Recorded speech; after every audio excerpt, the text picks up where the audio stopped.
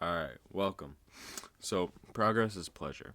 In this video, I'm basically just going to explain the reward pathway and how it works, the dopamine system in the brain, and and then I'm going to explain basically how this is properly utilized versus what is considered normal and what is considered currently pleasure, right?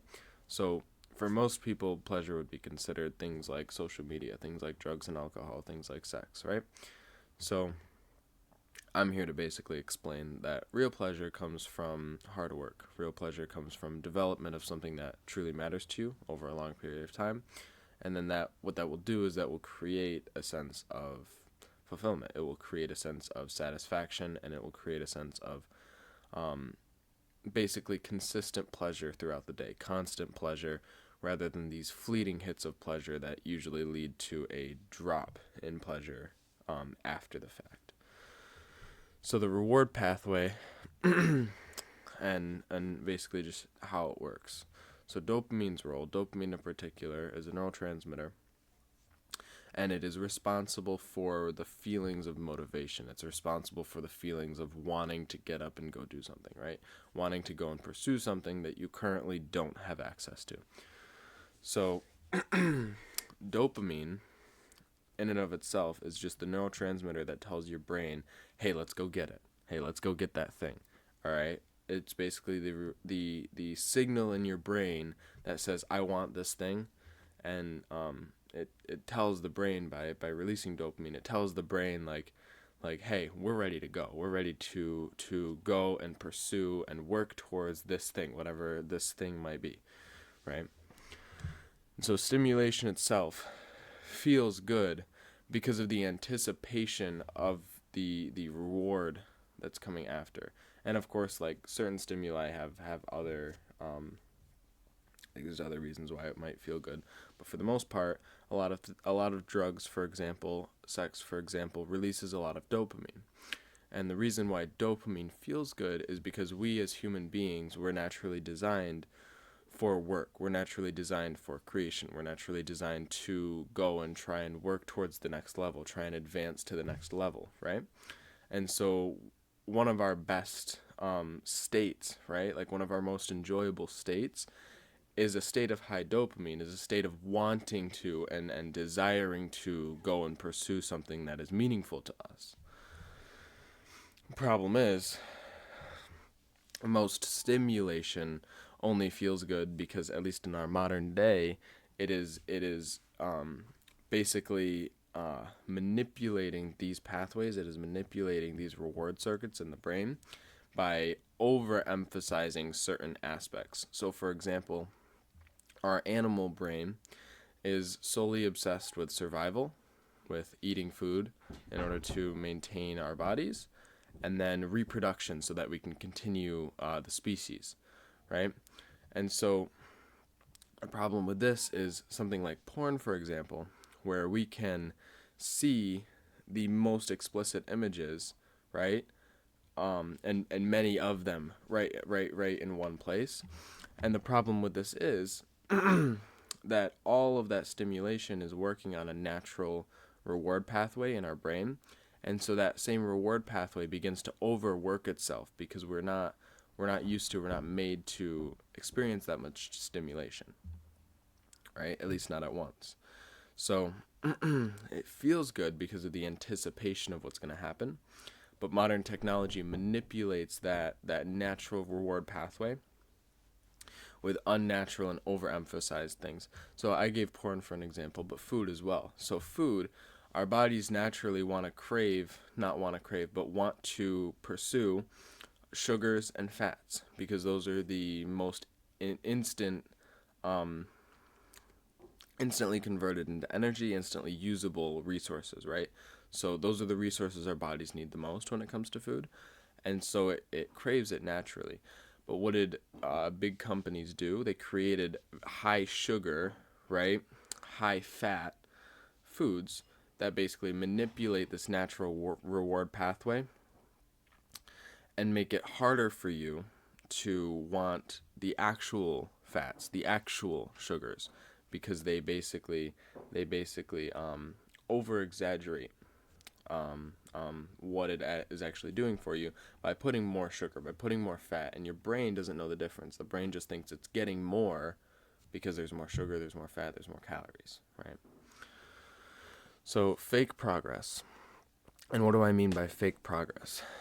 When we are scrolling on social media, for example, we are still making progress, at least as far as our brain is concerned. And that's why it's such a dopaminergic activity, is because it feels like we're making progress. We are progressing every time we scroll, right? We are moving forward. We are taking the next necessary step. Even if it's not actually something that is progressing you in real life, you're taking that next step. The dopamine is anticipating a next step, and then you're taking it simply by scrolling. The problem is scrolling is such an easy task that you're not actually building anything. You're not building any skills. You're not doing anything productive. And so the brain is tricking itself into thinking that it's doing something productive, doing something positive, while actually deteriorating, while you're actually deteriorating, while you're actually starting to lose progress. So it's you're actually moving backwards, but your brain tricks itself into thinking it's moving forward because it's overstimulated with all of this dopamine. All of this dopamine and the fulfillment of that dopamine is making your brain think that it is doing something positive, it's doing something productive. Even if it's just scrolling on social media, it still feels like progress, right? And even with drugs, naturally with drugs, we will slowly progress. We will slowly, progressively overload the drug, right? A lot of people start with smoking weed, and a lot of people who do start smoking weed, they start very small. They're only doing it with friends every once in a while, right? And then maybe a little bit more consistently because their friends get into it. And then maybe they start to get into it on their own, and it becomes an everyday thing. And then it's multiple times a day.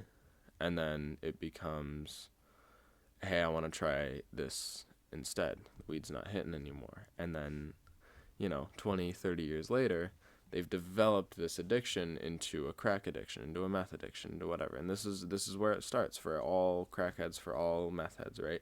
They always start with something small, something minuscule, right? And it's a progressive overload. It's a progressive buildup of the intensity of what they're doing.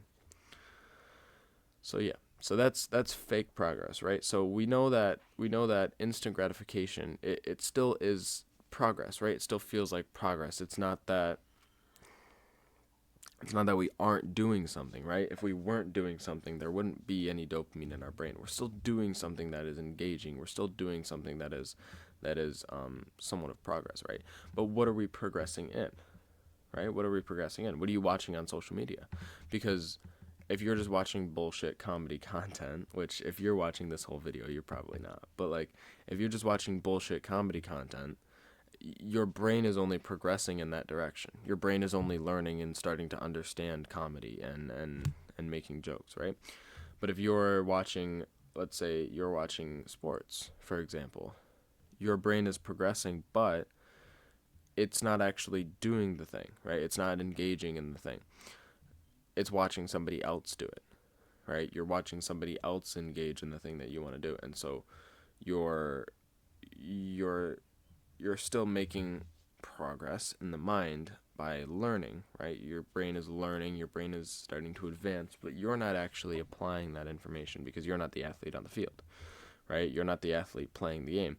And so what you really need to focus on and prioritize is, instead of stimulating yourself, instead of entertaining yourself with somebody else's life, you want to entertain yourself with your own progress, your own life, right? Because why do you enjoy watching sports? Because you're watching somebody else's progression throughout the game, throughout their season, throughout their career, right? You're letting them do the work. They're doing the work to develop themselves, but you're still enjoying and watching and tuning into the result of it, right? And so deep down, everybody watching sports wants to be the athlete on the field. And that's the point, is because we are engaging in the activities that take us away from actually doing what we want to be doing, right? So instead of doing it, we're just kind of dreaming about it. We're just wanting it, right? We're wanting it. And that is where our progress is going. We're progressing into wanting more. And this is what causes the dopamine hole. But I'll get into that in a little bit. So now I'm going to explain why progress actually equals pleasure. So how you can properly utilize the reward pathway. So we've explained kind of like somewhat of how it operates as far as stimulation and what fake progress is. So how do we use it the right way? How do we actually build up a level amount of dopamine through a normal activity like reading? So the thing with this is that it really just takes time. So the difference between getting our dopamine from something like watching TikTok or a book, right? So the difference between these two is just that the book itself takes longer to build up the same amount of dopamine, right? So the TikTok is a huge spike. You're watching somebody else do something extremely entertaining, and then you scroll and you see another extremely entertaining video, and then you scroll and it's another extremely entertaining video. So the spike of dopamine is faster, it is easier to obtain, and it is also a quicker burst. So it goes up quickly, but it dips quickly as well, and that's when you get that urge to scroll again, is when it dips. So when it dips, what happens is it goes below our baseline level of dopamine, and then that becomes our new baseline. So we actually end up lowering our baseline dopamine over time, making ourselves more numb to the real world. Things are less enjoyable, less pleasurable to us. So, excuse me. So, we are basically we're basically lowering our baseline dopamine, and this is what causes the depression. So the real way to utilize the dopamine pathway, the reward pathway, is raising it over time with the opposite action. So basically going into the lows, which happens when we're working, when we're engaging in something, because we are putting forth energy, right? And so it's somewhat of a dip in dopamine. But then after the fact, we get a spike, and that spike ends up becoming our new baseline, just like the opposite happens when we overstimulate. Now that spike is our new baseline, and so we're raising dopamine over time. When we're raising dopamine over time, what happens is the baseline goes up, and then we have a higher baseline, and when we have a higher baseline, it basically just means that things are easier to do. It's easier to work. It's easier to engage in things, right? It's easier to motivate yourself because you're naturally full of that motivation feeling, that motivation neurotransmitter. Like I have a lot of dopamine right now, for example, making this video. And so it's really easy for me to sit down and make this content because I have a lot of dopamine flowing through my body and my brain. But the point is that over time, as we build this up, this baseline of dopamine now becomes basically just a store of motivation, a store of desire to work, to do engaging and effortful work, right? So the way that we would do this, the way that we would get to this higher state of dopamine, is by engaging in the habits over time that will increase dopamine slowly rather than right all at once, because that's what causes the crash. So something like reading a book, you may not feel an intense spike of dopamine right off the bat. You might even feel the opposite at first, but by the time you've gotten through the book, you've gained a little bit of knowledge, and your dopamine is now back a little bit higher than it was when it started. So if it starts here, you go down a bit, right, while you're reading it, and then you finish the book, and as you're finishing the book, it's not even something like where it goes and then it spikes. As you're reading the book, it's going to increase, right? So the longer you read, the longer you engage in that habit, the longer you engage in the delayed gratification, the higher your dopamine goes. Your dopamine will continue to rise over time. And so this is basically how we use the reward pathway to its fullest, is by doing habits that will maybe cause a dip at first, but over time will increase the amount of dopamine that we have. So true happiness and fulfillment comes from inner peace, comes from this state of making progress, comes from this state of feeling like you're moving forward in a positive direction.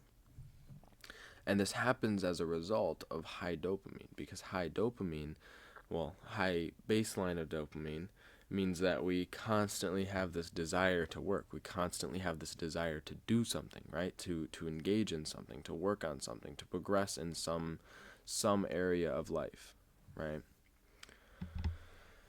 And then, so the big rewards in life come from us actually building these things over time, right? So the big rewards in life come from us developing a skill, developing a piece of knowledge over a long period of time and continuously building this. And this will, over time, continuously build up our dopamine, right? And so the best way to get to the big rewards in life are to focus on delaying gratification, and then focus on increasing that dopamine threshold over time, right? So do habits that are harder now but will increase your baseline of dopamine as time goes on. So resetting the brain. Basically, most people right now are in a state of dopamine depletion. What does this mean? So dopamine depletion is a state in which you are at the low. Your baseline is now below, right? And so you feel numb to the world. Nothing really feels pleasurable. Nothing feels enjoyable. Everything actually kind of feels a little bit painful, right? It might feel painful to just like walk around your house and do basic things just because your dopamine levels are so low, right? And this happens as a result of overstimulation, right? Whether that's social media, whether that's drugs, whether that's alcohol, whether that's sexualization, right? Overstimulation. I've done that in another video too. Why do I say that? Overstimulation isn't even a word. Overstimulation, right? It doesn't matter what kind of overstimulation, but what overstimulation does is it increases, it's that spike of dopamine that increases, but then it dips right after. It keeps dipping. And so what happens in the low is you seek more dopamine. So you go for those large spikes again, right? You go for the big spikes. So you keep going for something like social media after it's caused your low. And so you continue to get further and further into this rabbit hole because your cope is more of that dopamine. So the only way out is to actually go the opposite direction, is to push into the pain rather and experience the pain in order to increase your baseline. If you're really like bad off and your dopamine hole is so bad that you like you just can't do anything, I would suggest just sitting in your room by yourself. Even if you can only do it for 5 minutes at a time, sit in your room by yourself in the pain that you feel, right? Don't try to get up and do anything right away, but actually just experience the pain that you're currently feeling and just being in your body, right? And this will increase a little bit of your dopamine, and then you can go and pursue habits that'll continue to heal you over time. But yeah. All right. So the next step for you is going to be dopamine detoxing. So basically what dopamine detoxing is changing your habits, altering your habits in such a way that you are now more focused on instant gratification than delayed. That's the wrong way around. You're more focused on delayed gratification than instant gratification. Problem is right now you are focused more on instant gratification. Instant gratification are the things that are enjoyable now, but will cause some harm in the long run. That will, in dopamine's case, will give us that spike and then that dip, right? And so delayed gratification is something that might be harder now, might take work now, but over time will increase dopamine and will increase our enjoyment and quality of life. So dopamine detoxing is just taking the overstimulating activities that you're doing, so any drugs that you're doing, any alcohol that you're drinking, any social media use that you have, right? Overstimulating food, all of these things, you're going to have to cut them out, but not just cut them out, but actually switch them out with a better habit. So I'm going to be making ebooks, I'm going to be making courses on dopamine detox, going into detail, but really all you need to know is that we are removing the habits that are overstimulating activities, that are instant gratification activities, and we are replacing them with delaying gratification. Okay. So how this will affect your desire to make progress and your ability to make progress, right? So higher levels of dopamine, when you are more sensitive to dopamine, right? You get that burst of pleasure and that burst of enjoyment from work itself, right? From me sitting here recording these videos, for example. I'm really enjoying myself. I feel great sitting here making these videos because I don't overstimulate myself leading up to the videos. Does that make sense?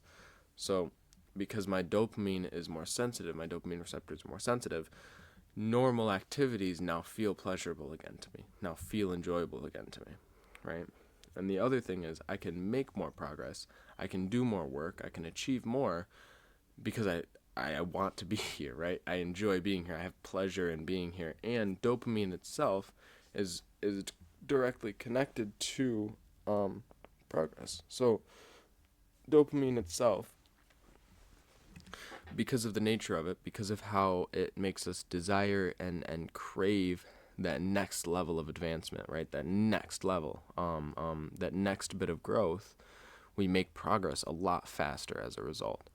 And so, like, you may enjoy certain overstimulating activities, but the problem is that they really just aren't worth it at the end of the day, because you can do so much more by doing less. And that's the point, is by actually reducing the extra activities that you're doing, you have more brain power for the things that you do want to be doing, that you actually do want to pursue, right? All right, so that's all I have for you guys. If you guys enjoyed and you want any more content on self-improvement, on spirituality, consciousness, and dopamine in the brain, you can press subscribe. Check the link in the description if you want to look at some of my paid products. You can book a coaching call with me if you want to have a conversation. But yeah, that's it from me. Peace.